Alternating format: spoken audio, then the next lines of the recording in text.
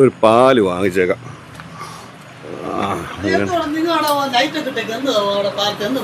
ലൈറ്റോ? ഓ, നമ്മുടെ ഉപദേശിക്കട പാലത്തിൽ ഉദ്ഘാടനം. അപ്പം ഉപദേശിക്കട പാലമില്ലേ, ആ ഓളപ്പത്തമ്പലത്തിനപ്പുറത്ത്, അത് ഉദ്ഘാടനം നാളെ 4 മണിക്ക്. മുഖ്യമന്ത്രി ആണെന്ന് തോന്നുന്നു. അതേപോലെ ഓൺലൈനില്ല. പിന്നെ അത് പിന്നെ ഇവിടെ എനിക്കൊന്ന് വീണാ ജോർജ് മറ്റേ വരുന്നുണ്ടെന്ന് തോന്നുന്നു.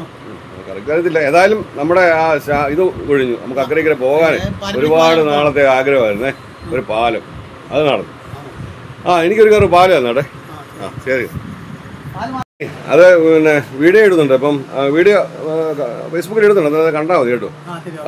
അത് ശരി. അപ്പം ലൈക്ക് ചെയ്യണം. ഉറപ്പാ കേട്ടോ, ലൈക്ക് ചെയ്യണം. ലൈക്ക്. ശരി ശരി ശരി. നമസ്കാരം. അല്ലാണേ വേണ്ട നോക്കിയാട്ട്. ഇത് ഉപദേശിക്കടവ് പാലം. ഇത് ഉദ്ഘാടനമാണ് നാളെ 4 മണിക്ക്.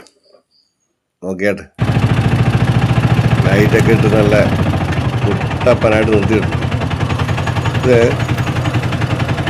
ഞങ്ങളുടെ എല്ലാം സ്വപ്നമായിരുന്നു. ഉപദേശിക്കടവ് വള്ളത്തെ കയറി അക്കരയ്ക്ക് ഇറങ്ങുന്നത് വളരെ ബുദ്ധിമുട്ടായിരുന്നു. പേടിച്ചാ വള്ളത്തെ കയറുന്നത്. ഇപ്പോഴത്തെ കാലത്ത് നീന്തും അറിയത്തില്ല, വള്ളത്തെ കയറാനും അറിയത്തില്ല, പാടാ. പക്ഷേ പാലം വന്നപ്പോഴത്തേക്ക് സന്തോഷം. പക്ഷേ പാലം കഴിഞ്ഞൊരു 1/2 കിലോമീറ്റർ കഴിയുമ്പോൾ റോഡെല്ലാം മോശമാണ്. ശരിയാക്കുമായിരിക്കും. പെട്ടെന്ന് എല്ലാം ചെയ്യാൻ പറ്റും. എന്തായാലും പാലം വന്നതിൽ സന്തോഷം.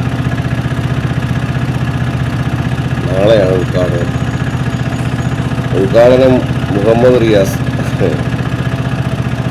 അദ്ദേഹം ഓൺലൈനിലായിരിക്കും. വീണാ ജോർജൊക്കെ വരുന്നുണ്ടെന്ന് പറഞ്ഞു.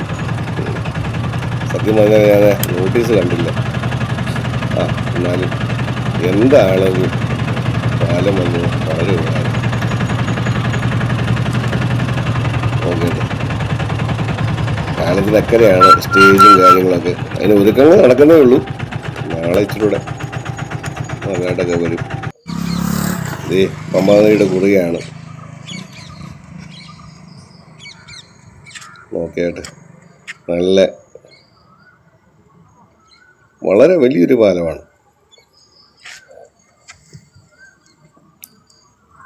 എന്തിനാണേലും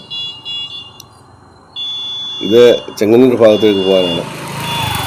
ഇവിടുന്ന് ഇടത്തോട്ട് തിരിഞ്ഞാൽ മാവേലിക്കര തിരുവല്ല റോഡിലോട്ട് കയറാം. ആലന്തുരുത്തി.